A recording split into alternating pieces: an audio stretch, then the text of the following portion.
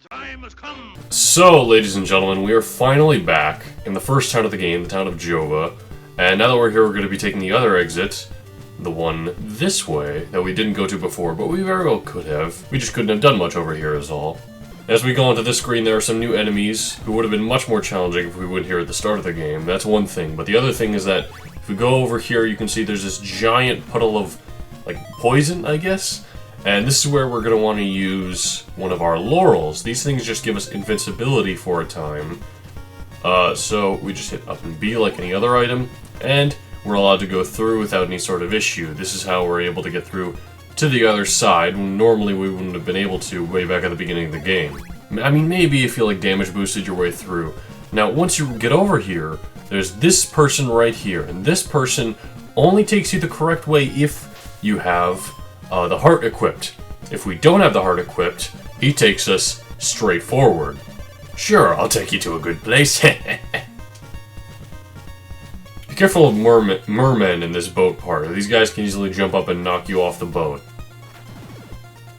You also gotta be ready to jump once you reach the end. It's nighttime right now, which is very unfortunate.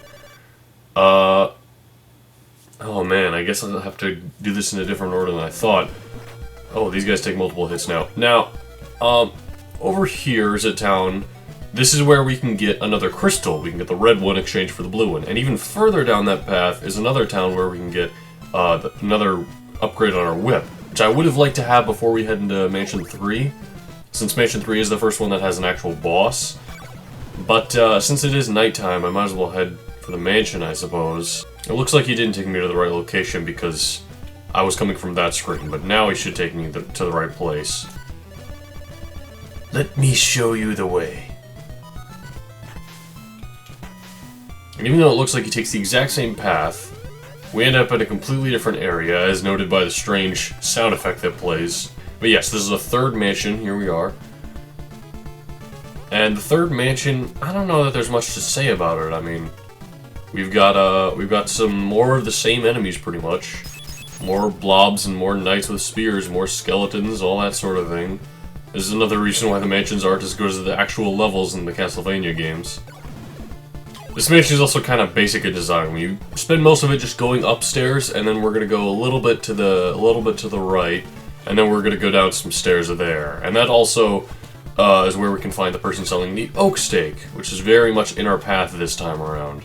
You may notice I'm not actually using the extra knife. We were given the silver dagger.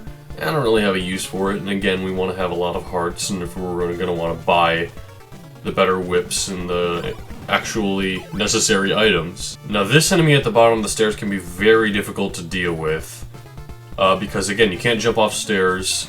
Using items off of the stairs is challenging, especially when you're going down the stairs. There we go, we finally got him. Jeez. This guy's much more easy to deal with just because we're not on stairs. Of course, the holy water takes more hits to kill these guys, but that's okay. The holy water is not meant to be strong in this game, it's meant to be a tool. And this is the guy who sells the oak steak, keep in mind. And the piece of Dracula is just down these stairs here. Like, we're not very far at all. So, we actually now, for the first time in the mansion, something that was a staple of Castlevania, something that was one of the best parts of the original game, we finally have a boss. It's Death. Anyway, let's go ahead and get this piece of Dracula now. That's so disappointing, man. Like I said, one of the best parts of the original Castlevania game. Anyway, we now possess Dracula's eyeball, which, I don't even remember what this does. It might be just like the heart where you gotta use it at a certain place or something.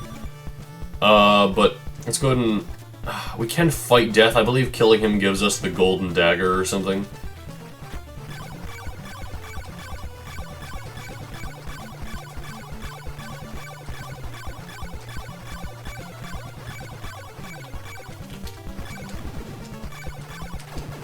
Anyway, that was Death. We now... I missed it, but yeah, we have the golden dagger, which uses more hearts, but I think is a bit stronger than the silver knife. Yeah, that's a real disappointment in this game, is the boss fights. Like I said, we're gonna get another oak stick on our way out, which we have plenty enough hearts. 248. One other thing I'd like to do, as we are leaving, after we deal with this guy, over here, we actually have another hint. Wait for a soul with a red crystal on Deborah Cliff. This is actually a very useful hint. I'm sure people are familiar with the whole kneeling with the red orb near the wall from the AVGN episode. Very infamous moment in gaming history. And it's often made fun of for being super, obscure. It doesn't make any sense. Why would you do that? And one of the hints for it is hit your head against Deborah Cliff.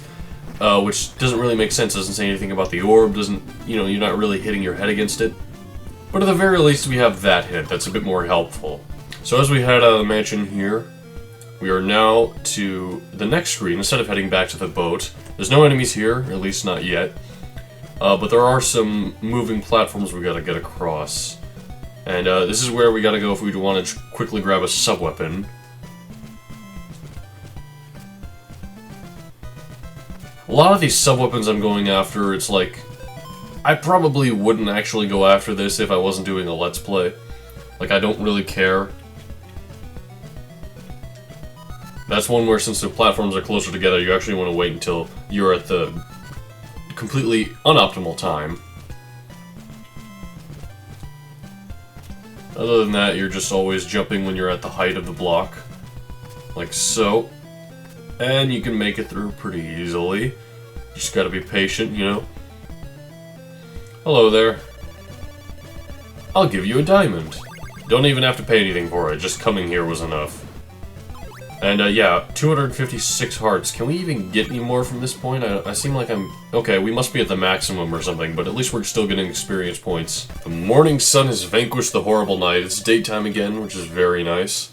We're gonna start heading back to the previous town now. Hopefully there's a church there, unlike a couple of the other towns we've explored. We can just stay on the boat as he bounces back, and we'll go ahead and head to the town. I don't know why he doesn't turn around when we're going this way now. He just kind of hangs on the boat, doesn't he? I think he's attached. And here's the gentleman who's like, hey, I'd like to exchange a blue crystal for a red one. So, we now have the red crystal, which we're going to need in order to beat the game. The only other things to buy here, really, are laurels and garlics, which we already have plenty of. Or at least we already have at least one of each. So I don't have any purpose for that. I'm just going to go to the church, heal up, and move on to the next town, where we can get an even better whip.